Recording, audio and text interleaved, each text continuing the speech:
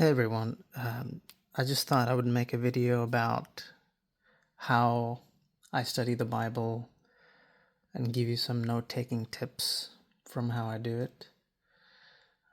So I use this is a New King James, I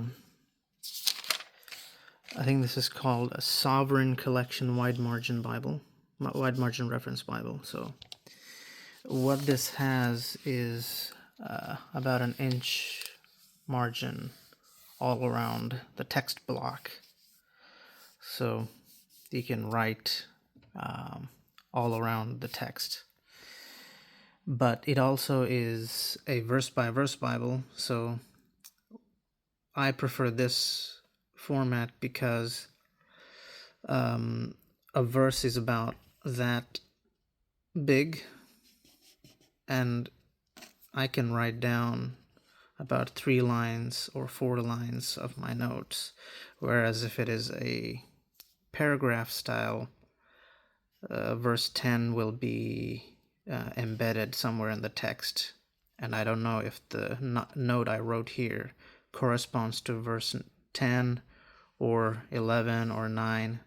This gives me clear indication that notes written in this area belongs to verse 10, and sometimes they can exceed that given area and bleed into the next verse, like here, but still I'm writing this note on verse 34, and it gives me several lines to take the notes, unlike, let's say, either paragraph style or a single margin, which will probably make verse 34 into one single line, and I don't have enough notes to write on that particular verse. So this is the format that I would recommend to people. There's not a lot of Bibles that do this, unfortunately.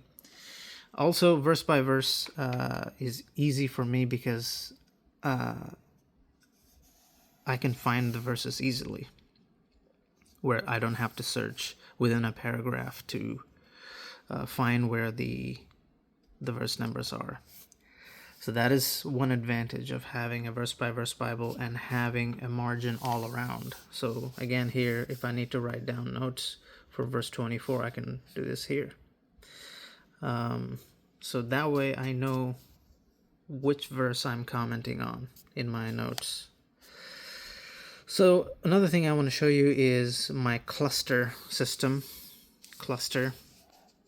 So this is about the cloud and the glory. Then the cloud covered the tabernacle of the meeting, and the glory of the Lord filled the tabernacle. And this is the notes I shared with you in my message.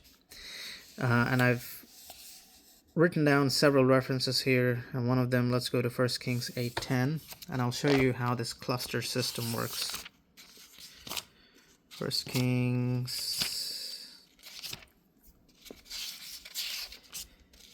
8:10. Okay.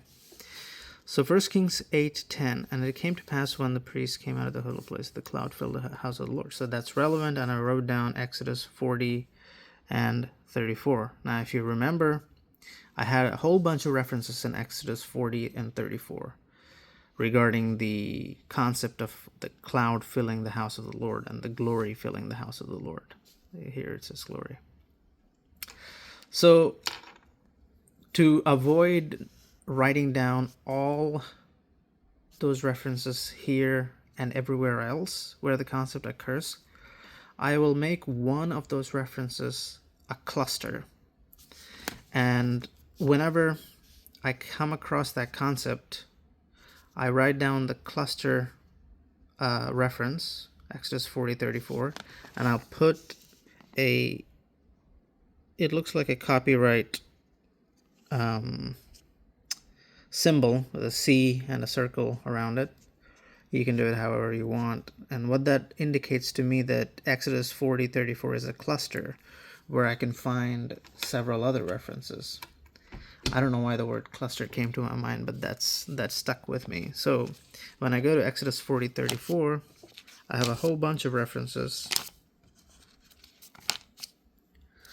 Exodus 40:34 and Ezra 6:16.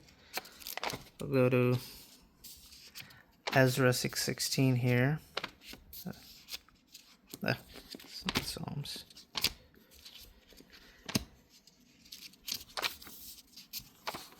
Okay. And here, Exodus 40:34 cluster.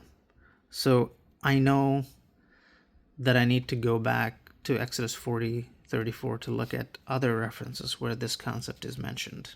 I mean, here it's lacking, but I wanted to call my attention to that concept that's lacking in these verses. So that is one system, one thing that I use. Just thought of this too. This is the pen I use to take notes, because it's these margins are really small, so obviously you need to have a smaller nib to take notes, and so this is what I use. It's a Pigma Micron 003. And I think they say it's archival quality, so your notes will last forever.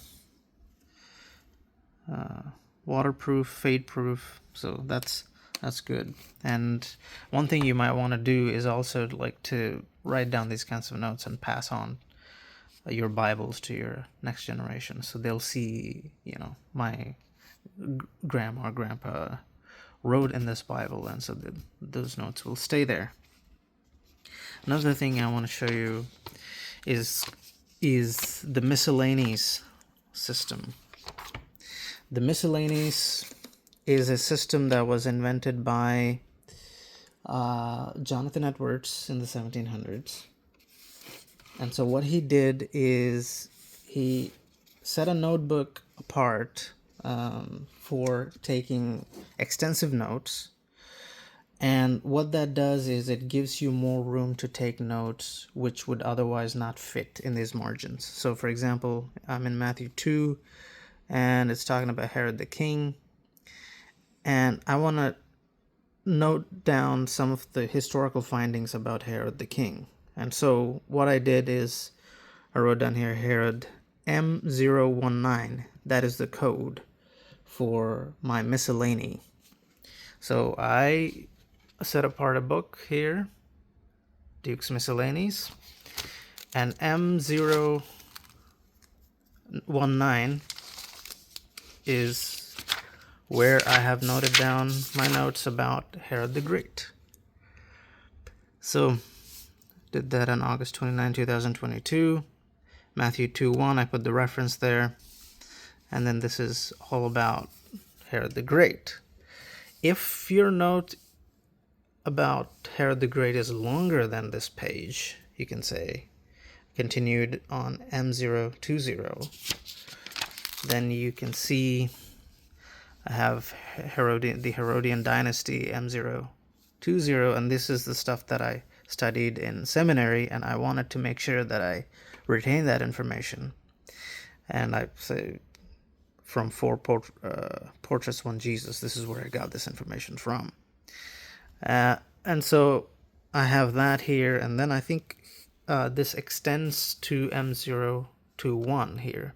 And so when I reference M019 in Matthew 2, I'm also referencing all these three at the same time, and I can maybe take a note down somewhere in M0, let's say 100 or M100.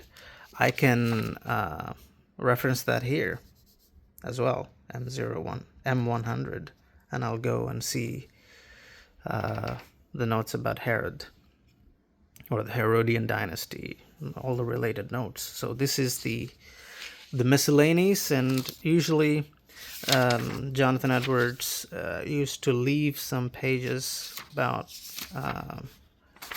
I guess 10 or 20, however many pages, that'll allow for the index to be written. So see, I have written down the index for all my miscellanies here.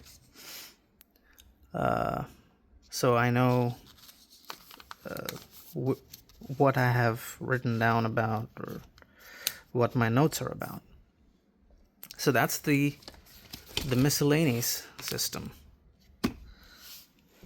And the miscellaneous number and all the notes and everything. I take a lot of notes, and I mean, you can't see at this level, but here you can see the notes I've taken here.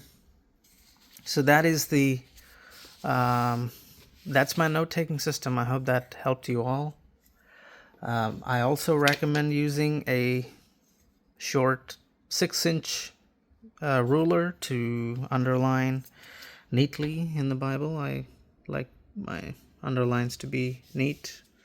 There's a place where I did it freehand where I lost one of these things, and it's unsightly. So those are my recommendations. I hope this video was helpful. Have a blessed day.